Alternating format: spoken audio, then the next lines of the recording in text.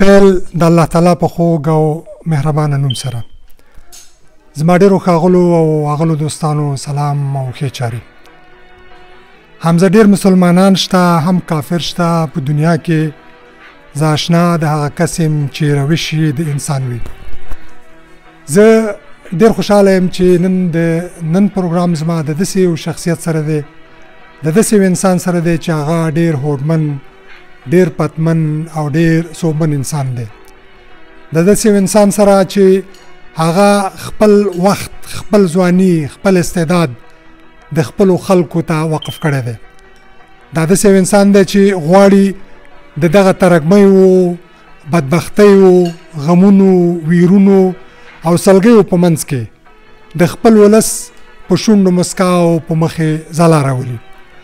زما د نن ورځې مېلمه داسې یو انسان دی چې د افغانستان په دې وروستیو کلونو کې چې خلک نهیلي شوي دي، خلک د ژوند نه متاسفانه تر یو ځایه ستړي شوي دي، خو دی هڅه کوي د خپله ملا تړلې، د خپل کمربند یې تړلی، او نه یوازې دا چې د سپورت په ډګر کې خلکو ته افتخارونه، ویاړونه او خوشحالۍ راولي، بلکې د انساني اقدارو او ارزښتونو په تعقیبولو سره غواړي چې د خپل ولس، د بېوزله ولس او د بېوسه ولس لاسنیوی وکړي. کله په کله، کوڅه په کوڅه، ښار په ښار، وطن په وطن او د 7 سمندرونو نه دې خواته راغلی تر څو د خپلو خلکو سره د بسپنې او د مرستې یوه لاره ورته مهیا کړي. زما د نن ورځې مېلمه قدرمنو دوستانو، زما معرفت، پیژندګلوۍ او د هغه د هویت د راسپړلو ته ضرورت نه لري، بلکې د هغه شخصیت د 29 کلن دی، مګر ماشاءالله چشم بدور دی نن د نړیوال سټیج په هغه مقام کې ولاړ دی چې ډېر خلک دغه خوب ویني.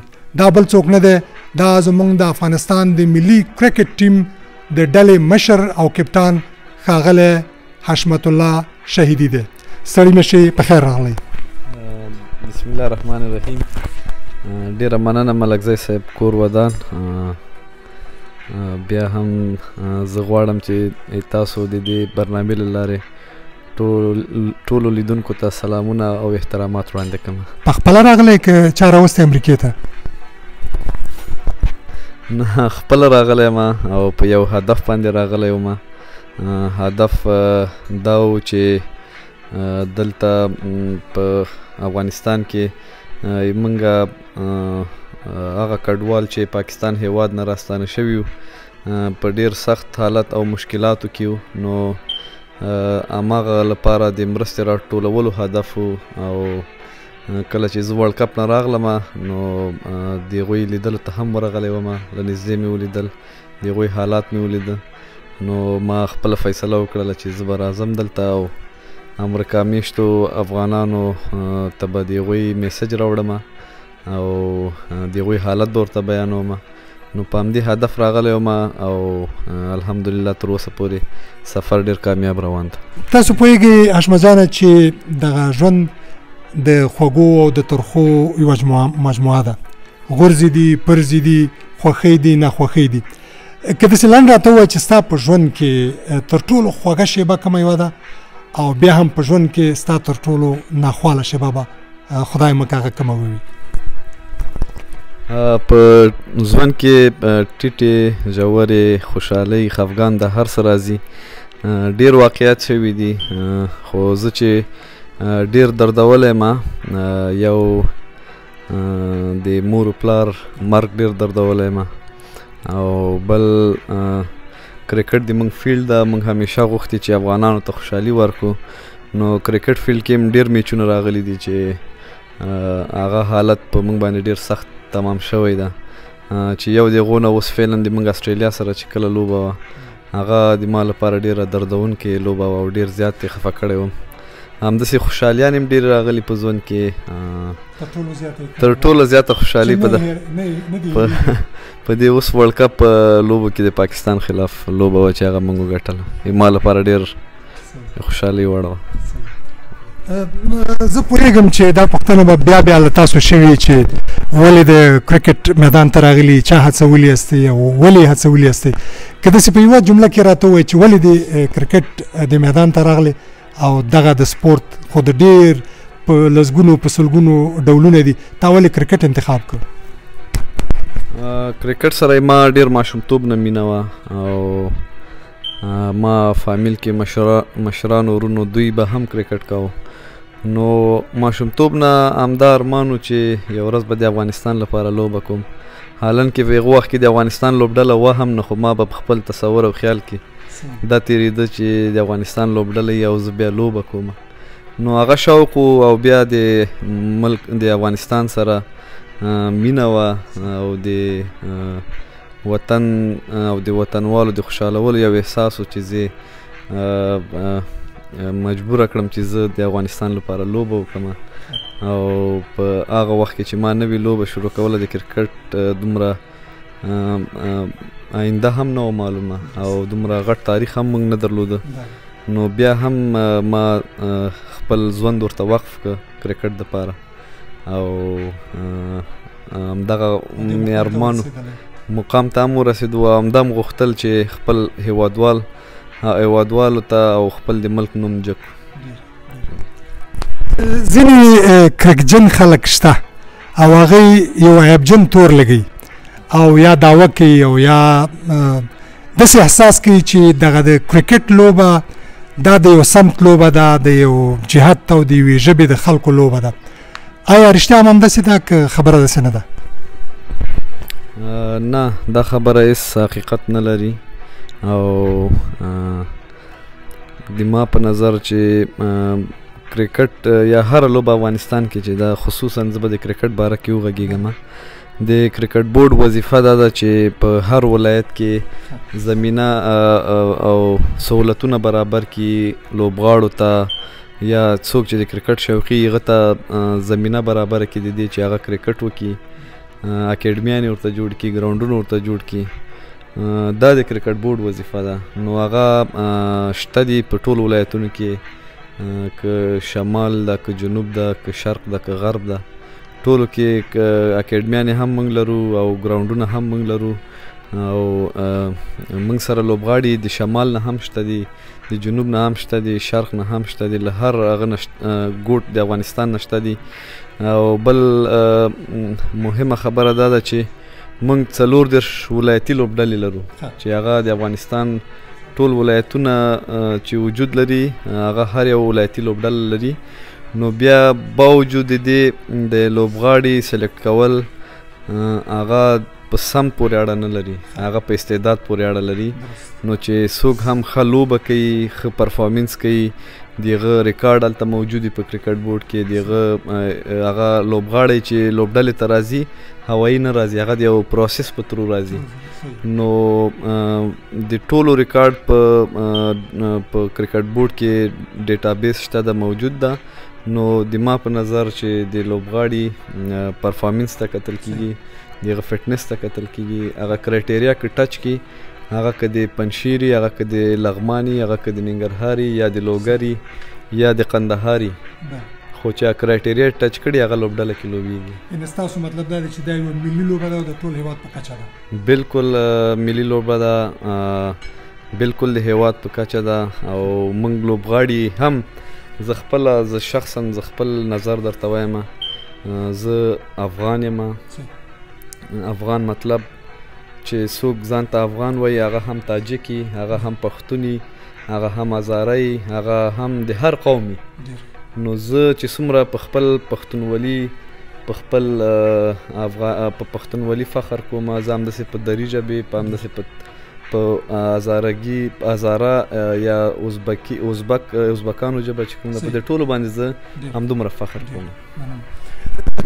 نن 15 کاله وروسته ته خپل ځان او د افغانستان د ملي کرکټ دغه ټیم دا د نړیوالو ټیمونو په منځ کې د زینې په کوم پارټ کې یا پوړۍ کې به ته وګورې؟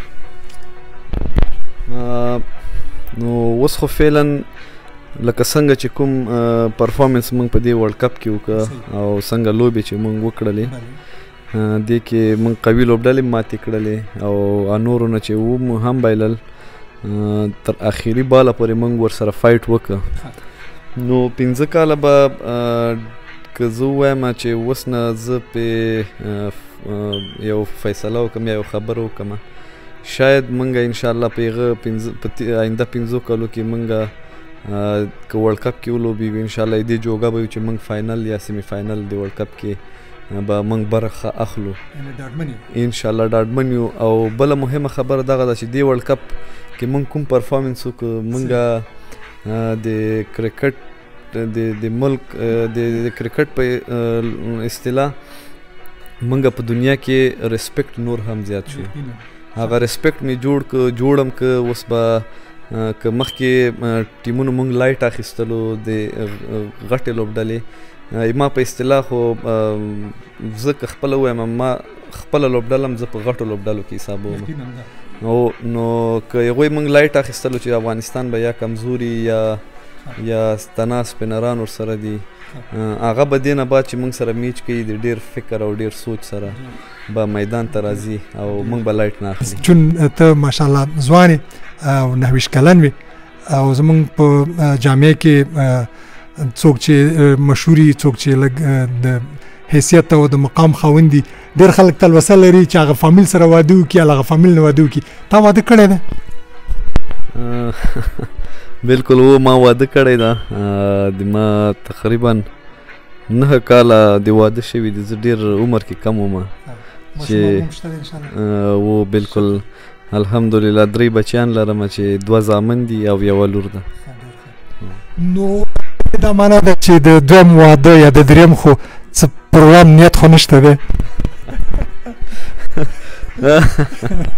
نه نشته ده، دوم واده څه پلان نشته ده او الحمدلله په همدې ژوند کې خوشحاله یم، له خدای نه راضي یم او اوسه پورې څه پلان نه لرم. ښه، زما وروستۍ پوښتنې په عنوان باندې به زه دا ووایم چې لکه چې مخکې مې په مقدمې کې اشاره وکړله زموږ خلک دغه یرغلونو او دغه جنګونو او بدبختیو د ژوند ناخوالیو سره مخ کړي دي. یو قسم ستومانه شوی دی دا ژوند، خلکو ستړیا زیاته شوې ده، نهیلي زیاته شوې ده.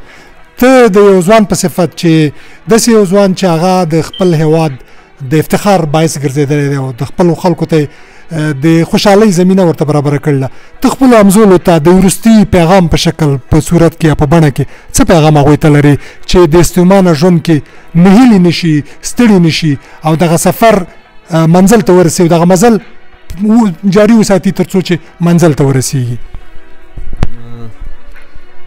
د یو انسان ته الله پاک ډیره وړتیا ورکړې ده، هر انسان ته.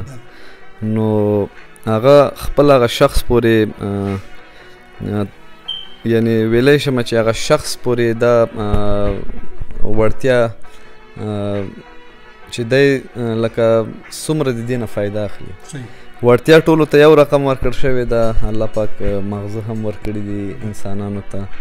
نو که څوک که د معاشره کې یا دنیا کې دغه خلک ویني چې هغه ډېر کامیابه دي، د هغه کامیابي هغه ته ډېر اسانه نه ده راغلی، د هغه تر شا ډېر محنت ده او ډېر تکلیفونه دي. نو لکه څنګه چې ما مخکې وویلې انسان ته الله پاک ډېر قابلیت ورکړی ده، نو چې قابلیت یې ورکړی ده باید انسان هم د هغه نه فایده واخلي، د دې قابلیت نه، او هېڅکله هم ناهیلې نشي او تکلیف دې وباسي او کوشش دې وکړي لکه مخکې چې ما وویلې چې که هغه د هر کاري هغه باید کې محنت وکړي، خواري وکړي او هغه ته به الله پاک رسوي. قدرمنو دوستانو، د دوی په دې خبرو کې ما ته 2 شیان تر سترګو راغلل او یا په ذهن کې راتاو شول. یو دا دی چې د ده په خبرو کې الهام دی، د ده په خبرو کې سکون دی، د ده په خبرو کې امید دی او د ده په خبرو کې ډاډ دی. زموږ ځوانان باید نهیلي نشي، ناامیده نشي، د ژوند په ستړیاو کې د دغه ستړیا احساس باید په یو مثبت اقدام باندې او په خپل منځ کې باید د ټوپک په ځای باندې د قلم کلچر، د کرکې په ځای د مینې کلچر او د جګړې په ځای د سولې کلچر په خپلو منځونو کې عام کړي. همدغه زموږ د کامیابۍ لار ده. زه هیله من یم چې زموږ دا ویډیو به تاسو د زما یوټیوب چینل به در سره سبسکرایب کړئ او همدارنګه به په فیسبوک کې له خپلو دوستانو سره شریکه کړئ. یار زنده، صحبت باقی.